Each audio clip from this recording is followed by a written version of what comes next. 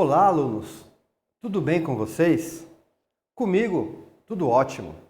Eu sou o professor Milton e vocês todos sejam muito bem-vindos na nossa nova aula de Educação Física de número 20 para o 7º ano.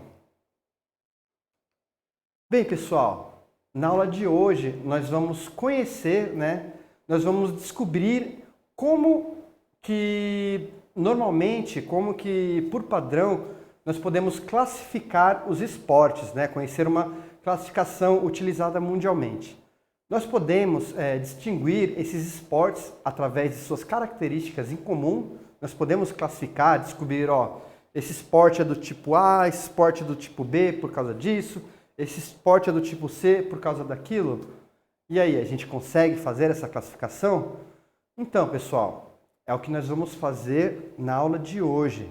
Nós vamos estudar os tipos de esportes e, com isso também, nós vamos acabar conhecendo diversas modalidades que, mesmo que elas não estejam presentes no nosso cotidiano aqui no Brasil, elas são muito populares, elas podem ser muito populares e muito conhecidas em outras partes do mundo.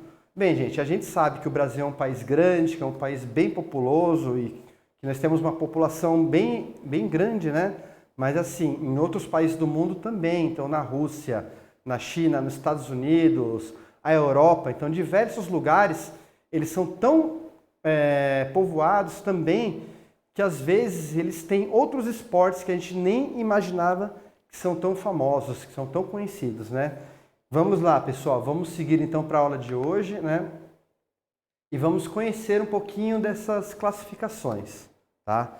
Nós vamos conhecer os esportes de invasão, de marca, precisão, combate, rede e parede. Os tipos de esporte, gente, eles diferenciam-se de acordo com a forma a qual é desenvolvida a competição e também o objetivo desse jogo. Então, os tipos de esportes, atualmente nós podemos classificar em esportes de invasão, esportes de rede, esportes de campo e taco, esportes de parede, esportes de translação, esportes de combate, esportes de marca, esportes de precisão, e esportes técnico-combinatórios.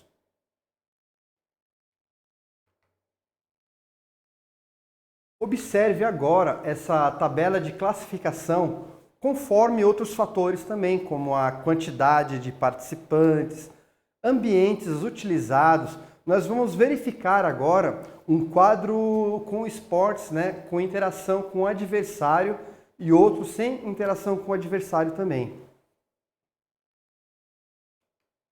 Então, pessoal, os esportes com interação com o adversário seria aqueles que você tem contato direto com o adversário,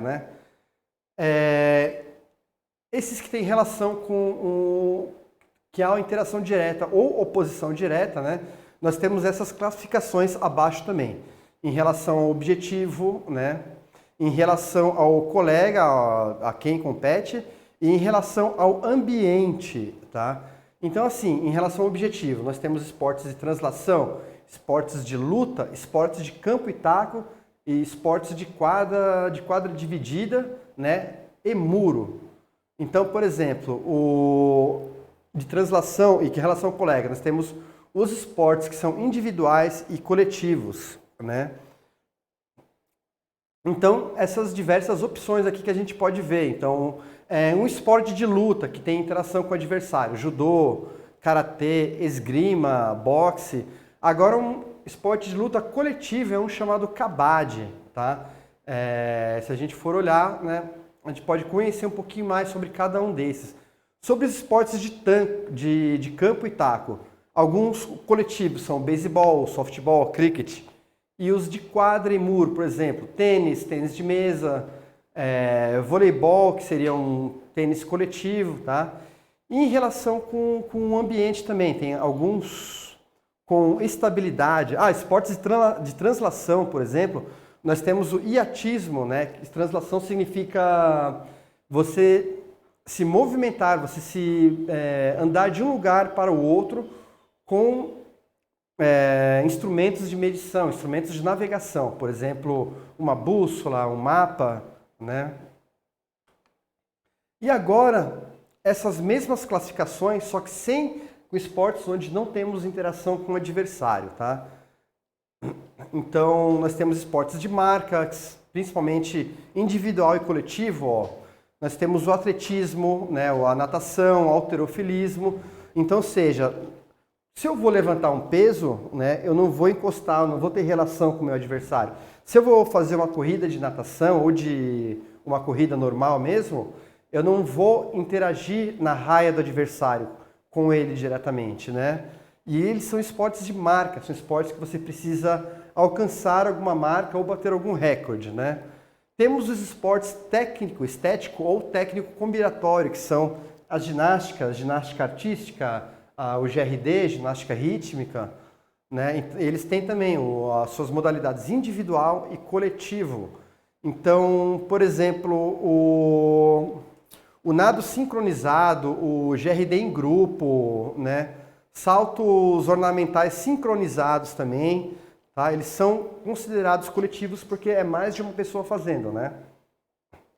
E os esportes de precisão ou alvo, que são arco e flecha, dado de salão, né? Jogo da bocha, até mesmo um jogo de sinuca, que ela pode ser Não, sinuca tem interação direta com o adversário, tá? Mas sinuca é um esporte de precisão. E aqui embaixo, sem estabilidade, tá? Então são estabilidades de ambientes, aqui também nós vemos essa classificação. Se você tem uma natação em uma piscina com ambiente controlado, com a temperatura controlada, tem um teto, então você tem proteção de chuva e de sol. E se você fizer, né, uma competição de natação em águas abertas ou de mountain bike, por exemplo, ou de hiatismo, né, você está em um ambiente sem estabilidade, sem controle do ambiente externo. Então vamos conhecer agora um pouquinho cada uma dessas classificações. A primeira delas são os esportes de invasão. Os esportes de invasão, eles possuem como principal objetivo o ataque ao campo do adversário e a conquista de sua meta. Tá? Essa meta, em geral, ela deve ser alcançada por uma bola ou um objeto semelhante, né? O ponto ele é marcado quando se atinge o gol, a cesta ou touchdown, no caso do rugby ou futebol americano, né? Ou o try, por exemplo. Exemplos de esportes de invasão: o futebol, o futsal, basquetebol, handebol, o futebol americano, o rugby, o hóquei, polo aquático. Se vocês forem pensar, até mesmo a brincadeira de rouba-bandeira é uma espécie de esporte de invasão também, né? E aí, pessoal, de número 2, nós temos os esportes de marca. Os esportes de marca são aqueles esportes em que os competidores eles disputam através da comparação entre as suas marcas. Por exemplo, nas corridas, vence quem realizar o percurso no menor tempo possível, né? Nos arremessos, a meta é atingir a maior distância. Já nos levantamentos, né, levantamento de peso, vence quem conseguir levantar a maior quantidade de peso. Então é isso que significam os esportes de marca. Você tem uma marca, você tem um número para bater.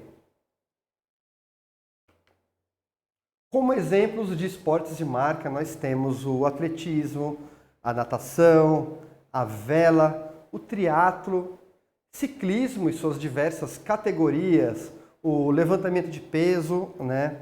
Remo, canoagem, o esqui alpino, o salto de esqui, a escalada, o hipismo, o crossfit, né? E o automobilismo. E agora nós vamos conhecer a classificação chamada esportes de precisão.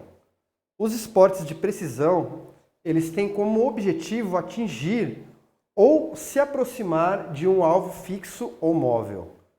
O objeto que deve acertar o alvo pode ser projetado de diferentes maneiras dependendo da modalidade. Então, por exemplo, ele pode ser projetado por uma arma, como no caso do tiro e do arco, né? Do tiro com arco e flecha. Ele pode ser golpeado com um taco, no caso, por exemplo, do golfe ou do cricket, né? Ele pode ser como no golfe, como na sinuca também. Ele pode ser lançado com as mãos, como a bocha, como o curling, né? Como aquele jogo de dados também muito popular em pubs. Vamos ver alguns exemplos de esportes de precisão. Tiro, né? O tiro com arco, o boliche, o curling, que é um esporte praticado em uma pista de gelo cujo objetivo é arremessar uma pedra com uma alça em um alvo. Para isso, os jogadores das equipes eles esfregam vassouras de gelo com o objetivo de aumentar ou diminuir o atrito, regulando a velocidade da pedra. Olha, mais exemplos aí ó, desses esportes, né? O golfe, o croquet, cujo objetivo é golpear uma bola com macete, fazendo-a percorrer um circuito marcado por arcos fixados no chão. Tá, o macete, gente, é uma espécie de martelo, tá? Sinuca é outro exemplo, a bocha, o dado, são esportes de precisão. Esportes de rede e parede. Os esportes de rede, eles possuem como objetivo geral jogar a bola por cima de uma rede para o campo adversário, a modo de dificultar a sua devolução, né? Alguns esportes de rede eles permitem que a bola dê uma quicada no campo, como por exemplo o tênis e o padel. Em outras modalidades, se a bola ou o objeto da disputa tocar o campo de jogo, configura um ponto, como no caso, por exemplo, do vôlei.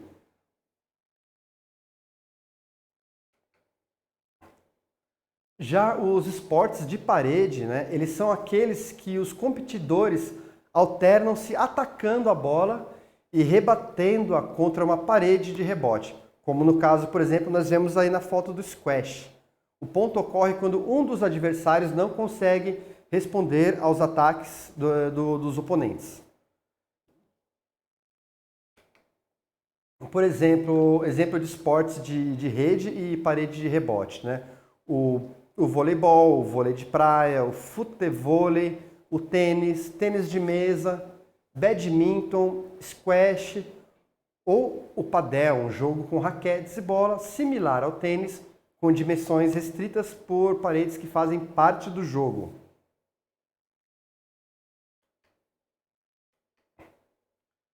Bem, pessoal, essa foi a primeira parte da nossa aula, né? Na outra aula nós vamos falar um pouquinho sobre as outras classificações, sobre outros tipos de esporte também. Tá?